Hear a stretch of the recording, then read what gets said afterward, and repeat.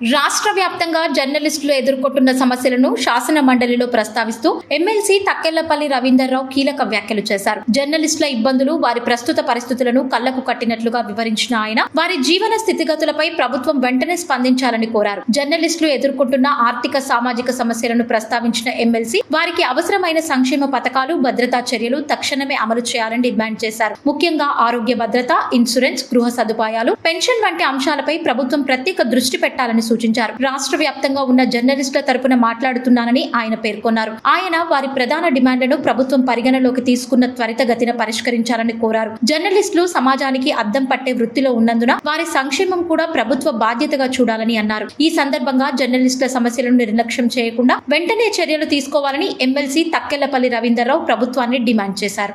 జర్నలిస్టులు ప్రధానంగా తమ వృత్తిపరమైన భద్రత, ఆర్థిక స్థిరత్వం మరియు కుటుంబ సంక్షేమం కోసం దశాబ్దాలుగా పలు డిమాండ్లను చేస్తున్నారు అధ్యక్ష. ఇక్కడ కాస్త కొన్ని విషయాలు మాట్లాడారు అధ్యక్ష. మంత్రి గారు ఉన్నారు, press academy chairman Srinivas Reddy గారు కూడా మన సభలో గ్యాలరీలో కూర్చున్నారు. చాలా మంది మిత్రులు కూడా చూస్తున్నారు. జర్నలిస్టుల సమస్యలు అనేటివి మనం మానవీయ కోణంలో చూడాలి అధ్యక్ష. చాలా మంది మిత్రులు నాకున్నారు అధ్యక్ష. మేము చూస్తుంటాం, వృత్తి ఏమో నిరంతరం పరిగెత్తుతుండాలి, ప్రతి నిమిషం అలర్ట్గా ఉండాలి, రోజంతా రాత్రంతా అదే పని చేస్తూ ఉండాలి, సమాచారం సేకరణ చేస్తుండాలి, చేరవేస్తుండాలి. కానీ వారి వేతనాలు చూస్తే మాత్రం గొర్రెకు తోక ఎంత ఉంటుందో వారి వేతనాలు అంతా చాలా తక్కువగా ఉన్నాయి అధ్యక్ష. వారి కుటుంబాలు ఎట్లా పోషించుకుంటున్నారో, వారి పిల్లల్ని ఎట్లా చదువుకుంటున్నారో, ఎలా చదువులు ఆరోగ్యానికి ఖర్చు పెడుతున్నారో ఇవన్నీ చూస్తే చాలా బాధాకరం అనిపిస్తుంది అధ్యక్ష.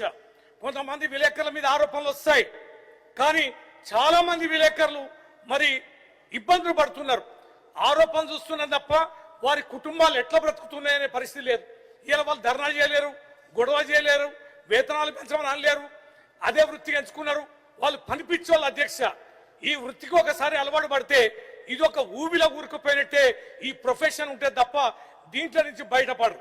కానీ ఎక్కడ చిన్న ఇబ్బంది వచ్చినా కూడా పరిగెత్తే వీళ్ళకి వీరి కుటుంబ ఇబ్బందులు మాత్రం ఎవరికి చెప్పుకోలేనంత దయనీయంగా ఉన్నాయి అధ్యక్ష. అందుకనే వీరి యొక్క సమస్యలన్నిటివి సావధానంగా వినాలే, మనం పరిష్కరించాలి. ఎన్నో విషయాలు వాళ్ళు మన గురించి రాస్తారు, మన వెన్నంటి ఉంటారు, మన యొక్క జీవితంలో భాగస్వామిగానే జర్నలిస్టులు ఉంటారు. కానీ వారి సమస్యలు మాత్రం మనం సానుకూలంగా ఉంటాం. ఏదో పండుగలకి, పబ్బాలకి కొన్ని విషయాలు సహకరిస్తూ పోతే కొంతమంది ఉంటుండొచ్చు, కానీ శాశ్వతంగా వాళ్ళ జీవితానికి సంబంధించి ప్రభుత్వమే ముందుకు వచ్చి పరిష్కరించాల్సిన బాధ్యత ఉందని ఈ సందర్భంగా కొన్ని విషయాలు మీ దృష్టికి తీసుకొస్తున్న అధ్యక్ష. ముఖ్యంగా వీళ్ళకున్నది కీలకమైనది అక్రిడేషన్ కార్డుల అధ్యక్ష. జీవో నెంబర్ 252 ప్రకారం కొన్ని నిబంధనలు వీళ్ళు కఠినంగా పెట్టారు అధ్యక్ష. ఇది సర్క్యులేషన్, ఇన్కమ్ లాంటి వాటిని సరళీకరించాలని కోరుతున్నారు అధ్యక్ష. అలాగే ఫీల్డ్ రిపోర్టర్లకు కూడా ప్రాధాన్యత ఇవ్వాలని, డెస్క్ జర్నలిస్టులకు కూడా పూర్తి స్థాయిలో అక్రిడేషన్లు ఇవ్వాలని కోరుతున్నారు అధ్యక్ష. అలాగే మహిళా జర్నలిస్టులకు కూడా 33% మరి వారికి కూడా రిజర్వేషన్ కల్పించాలని జర్నలిస్టు మిత్రుల యొక్క సమస్య ఉంది అధ్యక్ష. హెల్త్ కార్డులు అయితే చాలా కీలకమైంది. కేవలం ప్రభుత్వ హాస్పిటల్లో కొన్ని పరిమితమైన ఆరోగ్యానికి అవకాశం ఇస్తుంది తప్ప క్యాష్లెస్ వైద్యం అనేది వారికి అందడాలి. ఇవాళ వైద్యం కీలకమైనటువంటి వైద్యం అయితే ప్రైవేట్ హాస్పిటల్ అందుతుంది అధ్యక్ష. కానీ ప్రైవేట్ హాస్పిటల్లో ఏ రకమైన బిల్లులు, హెల్త్ కార్డులు అనేటివి పనిచేయడం లేదు. ప్రైవేట్ వైద్యశాలలో కూడా వారి హెల్త్ కార్డులు, మనం ఉద్యోగాలు లక్షలాది ఉద్యోగాలు ఇవ్వకపోయినా వీరి ప్రభుత్వ హెల్త్ కార్డులు ఏ వైద్యశాలలో పనిచేసినా కూడా వారికి వర్తించేలా ఇవ్వాలని చెప్పి మీ ద్వారా కోరుతున్న అధ్యక్ష. అలాగే వెల్ఫేర్ ఫండ్ అండ్ పెన్షన్ కూడా, ఈ పెన్షన్ సంబంధించి సంక్షేమం సంబంధించిన ముందు మంత్రి గారు సమాధానం చెప్పారు. వారి మేనిఫెస్టోలో కూడా ఈ జర్నలిస్టులని మరి ఎన్నో రకాలుగా ఆదుకుంటామని హామీ ఇచ్చింది అధ్యక్ష. ఆ హామీని వారు నెరవేర్చడాలి. పాపం వారు కూడా ఆ సందర్భంగా ఎన్ని రకాలుగా మా మీద దుమ్మెత్తి పోసినారు, మీకు ఎన్నో వార్తలు అందించారు అధ్యక్ష. ఆ కనికరం అన్న చూపించాలి. ఇస్తామన్నారు 5 లక్షలు, 1 లక్ష ఇస్తున్నారు అధ్యక్ష. అది చనిపోయిన కుటుంబాలకు కేవలం 3,000 ఇస్తున్నారు. ఆ 3,000 ఎక్కడ సరిపోతాయి? వాటిని కూడా పెంచాలని ఈ సందర్భంగా మీ ద్వారా విజ్ఞప్తి చేస్తున్న అధ్యక్ష. అలాగే రైల్వే పాసులు కానీ, బస్సు పాసులు కానీ వీటిని కూడా అందించాలని, అలాగే డిజిటల్ మీడియా గుర్తింపు కూడా మరి వీళ్ళకి యూట్యూబ్ ఛానల్స్ ఉన్నాయి, వెబ్ పోర్టల్ జర్నలిస్ట్ కూడా గుర్తింపు కార్డులు ఇవ్వాలని మీ ద్వారా విజ్ఞప్తి చేస్తున్న అధ్యక్ష. ఈ యొక్క హైకోర్టు ఆర్డర్ ప్రకారం ఏప్రిల్ 30 వరకు అక్రిడేషన్ కార్డులు ఇవ్వాలని చెప్పని ఆదేశం ఉంది. ఇంకా మిగతా వాళ్ళందరూ కూడా ఇవ్వండి, అందరినీ చేర్చండి. ఈ యొక్క అక్రిడేషన్ కార్డులు కానీ హెల్త్ సంబంధించి కానీ 5 లక్షలు ఇవ్వడంలో కానీ హెల్త్ సంబంధించిన అన్ని హాస్పిటల్లో పనిచేసేలాగా ఉపయోగపడేలాగా కార్డులు ఇవ్వాలని మీ ద్వారా విజ్ఞప్తి చేస్తున్నా.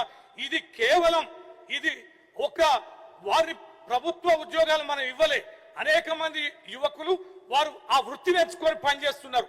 వారికి ఇతోధికంగా మనం సాయం చేస్తే వారి కుటుంబాలు సంక్షేమంగా ఉంటే, వారు హెల్దీగా ఉంటే వార్తలు కూడా బ్రహ్మాండంగా చేస్తారు, నిత్యం అందుబాటులో ఉంటారు.